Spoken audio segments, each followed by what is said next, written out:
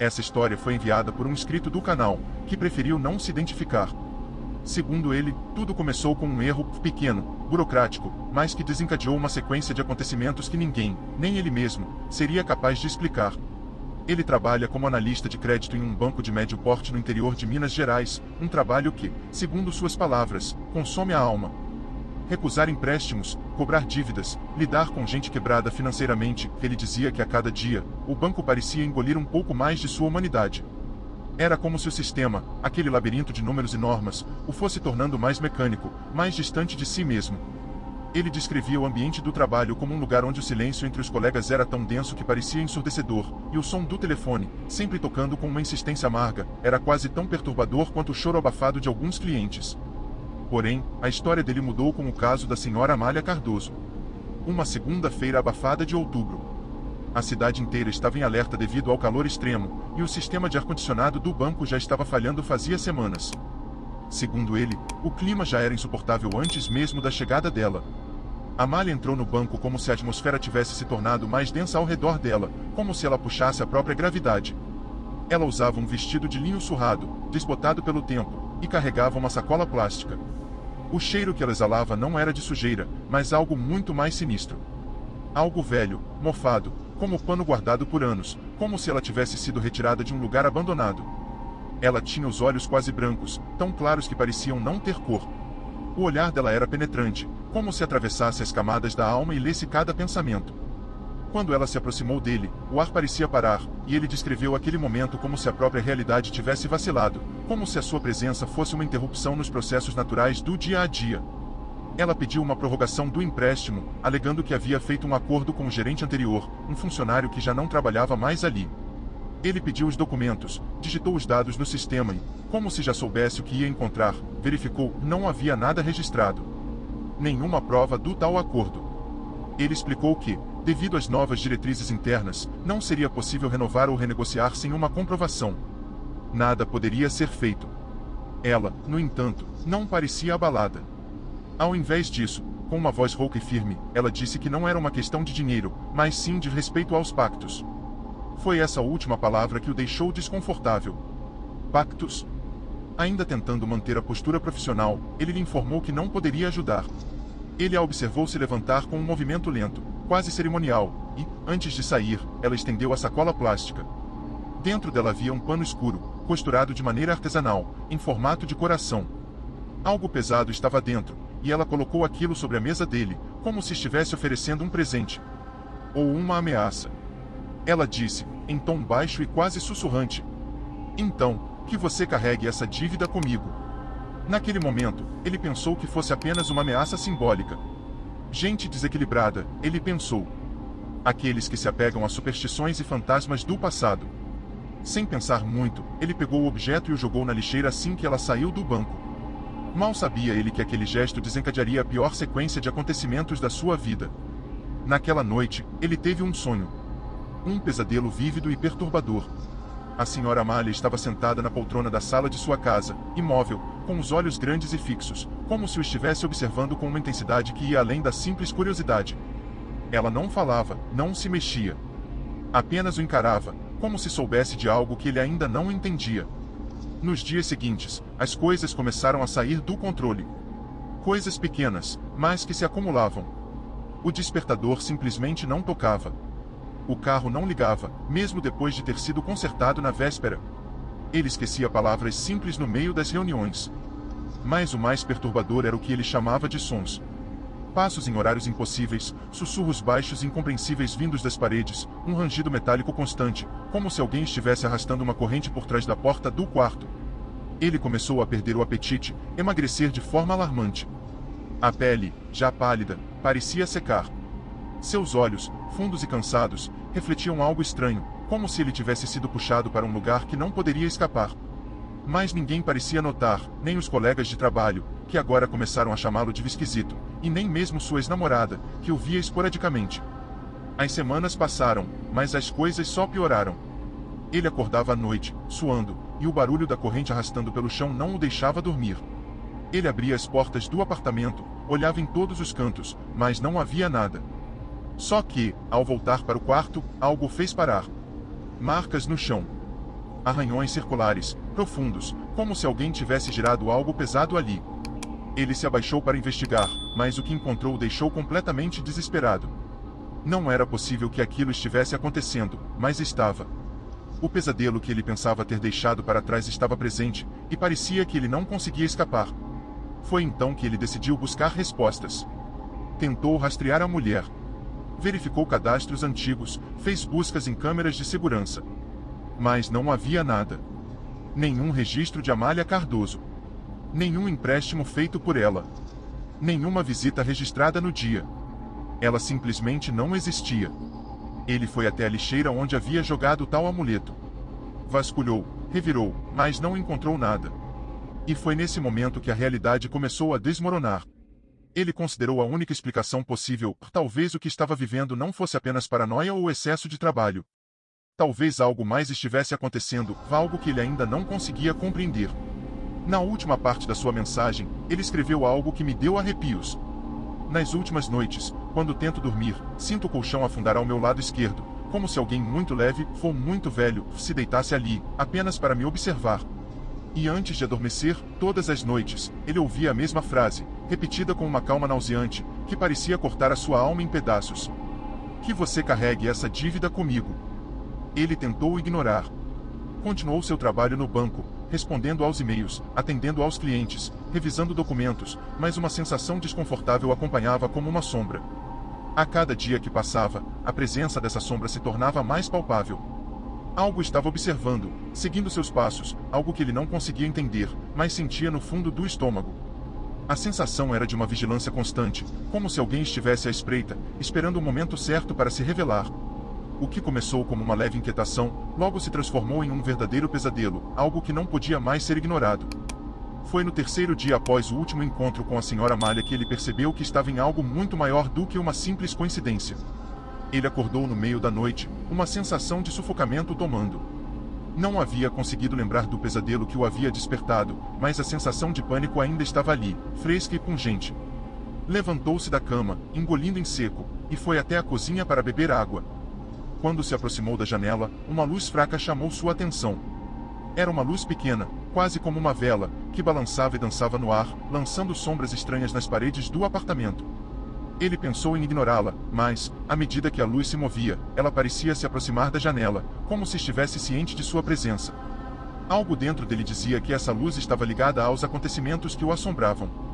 Quando abriu a janela, um cheiro pesado, enjoativo, invadiu suas narinas. O ar estava abafado, com um toque de terra úmida e podre. A rua estava deserta, mas a luz ainda persistia, como uma chama de vela tremendo ao vento, mas sem uma fonte aparente. Olhou mais de perto, mas não conseguiu distinguir de onde a luz vinha. Ele não sabia o que aquilo significava, mas havia uma intuição esmagadora de que aquilo estava conectado ao que ele estava vivendo. Na manhã seguinte, ele não conseguiu deixar de lado aquela sensação de urgência. Algo dentro dele o impulsionava a procurar respostas, e ele sabia que a senhora Amália Cardoso era a chave. Ele sentia, com cada fibra de seu ser, que ela tinha algo a ver com o que estava acontecendo com ele. Então, decidiu ir atrás dela, em uma tentativa de resolver o mistério, ou pelo menos tentar entender o que estava por trás daquilo tudo. A pesquisa foi rápida, mas eficaz. Usando o nome dela e alguns dados dos arquivos antigos do banco, conseguiu rastrear um endereço. A casa dela ficava em um bairro afastado, na periferia da cidade, num local pouco frequentado e ainda mais isolado.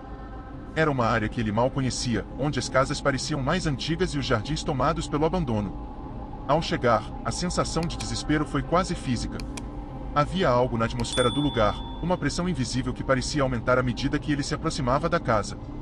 Ela estava quieta, mas algo parecia pulsar ali, escondido, esperando ser descoberto.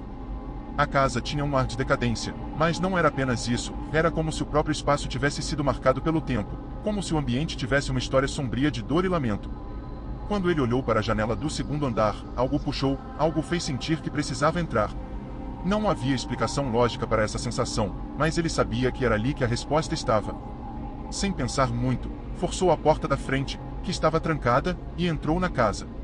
O cheiro o atingiu de imediato. Era um odor pungente, misturado com o bolor, o mofo, o que parecia ser o próprio tempo correndo lento e pesado dentro daquelas paredes. O ar estava denso, carregado, e ele se sentiu como se estivesse se afogando. A madeira do chão rangia a cada passo, o que fazia o ambiente parecer ainda mais opressor, como se as próprias paredes estivessem vivas, observando-o. Ele subiu até o segundo andar, guiado por uma força invisível que o puxava cada vez mais fundo. Lá, no meio da penumbra, encontrou o que procurava. A senhora Amália Cardoso estava sentada numa cadeira de balanço, com o olhar fixo no corredor vazio. Ela não parecia vê-lo, mas havia algo em seus olhos, um brilho distante, quase etéreo, que parecia saber de algo que ele não compreendia. Ela murmurava palavras baixas, como um mantra repetitivo. O som era quase como o farfalhar de folhas secas ao vento. Quando, finalmente, ela o notou, um sorriso torto se formou em seus lábios. Era um sorriso de quem sabia de algo, algo que ele ainda não entendia. Ela se levantou lentamente, e a maneira como fazia não parecia natural, como se cada movimento fosse meticulosamente calculado, como se ela estivesse dançando uma dança antiga e proibida. Ela parou diante dele, os olhos fixos nos dele, e sussurrou com uma voz que parecia ecoar no espaço ao redor. Você achou que poderia fugir, mas a dívida não é apenas sua. Antes que ele pudesse reagir, uma pressão indescritível o envolveu. Sua visão ficou embaçada, o ambiente ao redor começou a se fechar como se ele estivesse sendo esmagado. O ar se tornou espesso, a garganta apertada, e ele caiu de joelhos, os braços tentando encontrar algo para se apoiar. Ele sentiu como se algo o puxasse para baixo, uma força invisível e esmagadora. O som de correntes arrastando pelo chão ecoava em seus ouvidos, e ele se viu incapaz de fazer qualquer movimento. Com os olhos turvados, ele olhou para o lado e viu o pano escuro, o tal amuleto que ela havia lhe dado. Estava ali, no chão, e a conexão se fez de repente. Ele percebeu que o que estava sendo cobrado dele não era apenas uma dívida monetária, mas algo muito mais antigo e muito mais profundo. Ele havia tocado algo que não deveria, algo que transcende a razão humana, algo ligado ao além, ao desconhecido. A última visão que ele teve antes de sucumbir à escuridão foi o sorriso dela. Seu rosto estava mais perto agora, quase à sua altura. E, em um sussurro gélido, ela disse: agora você vai entender. Então, tudo se apagou. Ele acordou em um lugar frio, tão gelado que parecia atravessar suas carnes, penetrando seus ossos. Seu corpo estava imóvel, como se tivesse sido esculpido em pedra. Quando tentou se mover, o contato com o chão o fez estremecer. Não era madeira, como imaginara, era algo úmido, pegajoso, um solo que parecia absorver sua energia, impedindo-o de se libertar. A textura era estranha e viscosa, quase como se o solo estivesse vivo, respirando com ele. Ele tentou se levantar, mas logo percebeu que suas mãos estavam imobilizadas. Algo grosso e áspero apertava seus pulsos, como cordas ou correntes, forçando seus braços para baixo, sem qualquer chance de movimento. Ele tentou gritar, mas a garganta estava seca, como se tivesse engolido areia, e suas cordas vocais não respondiam. A dor era insuportável, e ele sentiu como se seu próprio corpo estivesse se recusando a funcionar. O ar ao seu redor era denso, abafado. Cada respiração parecia um esforço excruciante, como se o próprio oxigênio estivesse tentando fugir de seu corpo. Ele estava submerso, não em água, mas em algo mais sombrio, mais opressor. E, como se o ambiente fosse uma entidade viva, ele podia sentir algo observando, como se o lugar estivesse esperando que ele entendesse alguma coisa, algo que ele ainda não conseguia compreender. Sua visão começou a se ajustar, e a primeira coisa que ele percebeu foi uma luz vermelha que se filtrava de algum ponto acima dele. Não era uma luz normal, mas uma luz macabra, grotesca, que criava sombras tortuosas no espaço ao redor. Essas sombras não estavam apenas estaticamente projetadas pelas paredes, elas se moviam, se contorciam, como se tivessem vida própria. Era como se o próprio lugar estivesse respirando, exalando uma energia que o sufocava. Foi então que ele ouviu uma voz, baixa e repetitiva, sussurrando nas sombras. As palavras não faziam sentido, mas soavam como um canto antigo, um murmúrio que vinha de um tempo muito antes de sua existência. Era uma canção, mas não havia melodia, apenas uma sequência de sons ininteligíveis que reverberavam em seu interior, como se estivessem se infiltrando em sua mente. O medo começou a invadi-lo novamente, uma sensação visceral, como se algo estivesse se arrastando em sua alma. De repente, a dor tomou conta de seu corpo, uma dor tão intensa que ele quase perdeu a consciência novamente. Seus músculos se contraíram, e ele sentiu o sangue pulsando em suas veias como se fosse fogo, queimando suas entranhas. Mas, no meio dessa agonia, a voz não parou. Ela se intensificou, e uma risada estridente surgiu, como se ecoasse de dentro das paredes. Não era uma risada humana, mas uma risada que reverberava nas fundações daquele lugar, como se algo indescritível estivesse se divertindo com o sofrimento dele. Aquela voz parecia se originar de um lugar onde o tempo não existia, e onde o espaço era distorcido de maneiras que ele não podia compreender. Ele sabia que não estava mais no mundo real, mas não conseguia entender onde estava. Ou o que estava acontecendo com ele. Ele se sentia como um prisioneiro em um pesadelo sem fim, mas ao mesmo tempo sabia que estava sendo levado para algo ainda mais terrível. Foi quando uma figura apareceu diante dele. Ela se aproximou, uma sombra enorme envolta em chamas negras, como se o próprio fogo estivesse tentando consumir sua forma. O rosto da criatura estava distorcido, e mesmo em sua confusão, ele percebeu que os olhos eram os mesmos de Amália. Mas agora, eles estavam distorcidos, com uma profundidade aterradora, como se aquilo que ela havia se tornado fosse algo muito além do que ele poderia entender. Era um ser que existia entre o real e o imaginário, um ser que conhecia a dor e o medo de uma maneira que ele nunca imaginara. Ele tentou gritar, mas suas cordas vocais estavam atrofiadas. Não havia mais voz em sua garganta. Não havia mais nada de humano em seu corpo. Ele era um espectro, um eco do que um dia fora, preso em um lugar onde não havia mais escape. E enquanto a entidade o observava com um sorriso triunfante, ele percebeu a verdade: a dívida não era apenas sua. Ela não estava relacionada àquelas malditas contas ou à sua falha no banco. A dívida era muito mais antiga, mais profunda. Era com ela, com Amália. Mas não apenas com ela. Era com algo muito mais terrível. Você chegou, finalmente, a voz ecoou, mas não era mais a de Amália. Era mais forte, mais escura, mais poderosa. Era uma presença que falava por ela, uma entidade que a possuía. O tom de sua voz parecia vibrar nas paredes do lugar, como se fosse uma manifestação de algo primordial, algo que ele nunca deveria ter cruzado. Ele sentiu a culpa que o consumia sendo diluída pela presença daquela coisa, como se, por um instante, ele estivesse sendo lavado por algo que transcendia a moral humana. E então, a entidade falou novamente. A maldição não é só sua. Você não está sozinho. Todos que cruzaram o caminho dessa mulher, como você, se tornaram parte disso. Ela é apenas a intermediária, o elo entre os vivos e os mortos. Você não deveria ter cruzado essa linha, mas agora não há mais volta. Agora você é um dos nossos, condenado a vagar entre os dois mundos até que a dívida final seja cobrada. Ele não queria acreditar. Mas ele sabia que era verdade. Seu corpo estava se desintegrando, não apenas fisicamente, mas algo mais profundo estava acontecendo. Ele sentia como se sua alma estivesse sendo rasgada, como se a essência de sua humanidade estivesse sendo consumida, devorada por algo sombrio, algo sem forma, sem misericórdia. Ele estava perdendo o que restava de si, sendo absorvido por uma energia negativa, por uma força infernal que o puxava para um abismo sem fim. A entidade se aproximou ainda mais, e com um sorriso maligno, disse: Você será agora meu mensageiro, para aqueles que ainda acreditam que podem escapar. Você vai mostrar-lhes o verdadeiro significado da dívida. Com um movimento lento, ela estendeu a mão, e ao tocá-lo, algo se quebrou dentro dele. Não foi uma dor física. Foi uma dor mental, uma sensação como se suas lembranças estivessem se desintegrando, sendo apagadas uma a uma, como se tudo que ele conhecera, tudo que ele havia sido, fosse substituído por outra coisa. Algo que ele não poderia compreender, algo que não pertencia a este mundo. Ele já não sabia quem era mais. Ele já não sabia se ainda estava vivo ou morto. O que restava dele era apenas uma sombra, uma presença que vagaria para sempre entre os dois mundos, sem nunca encontrar a paz. E então, com os olhos turvos e a mente dilacerada, ele viu o rosto de Amália se desfazendo em uma sombra, desaparecendo como fumaça. Ele estava sendo arrastado para um lugar onde o tempo e o espaço não tinham mais significado, um lugar onde os vivos não ousariam pisar, um lugar onde a verdadeira dívida seria finalmente cobrada. E foi aí que ele finalmente entendeu: a dívida que ele carregava não era com ela. Não era com o banco. Era com o inferno. E não importava para onde fosse, em algum lugar, sempre haveria mais a pagar. E então, viajante das sombras, você conseguiu entender o que realmente estava em jogo nesse relato? A dívida eterna que assombra aqueles que se atrevem a cruzar certos limites?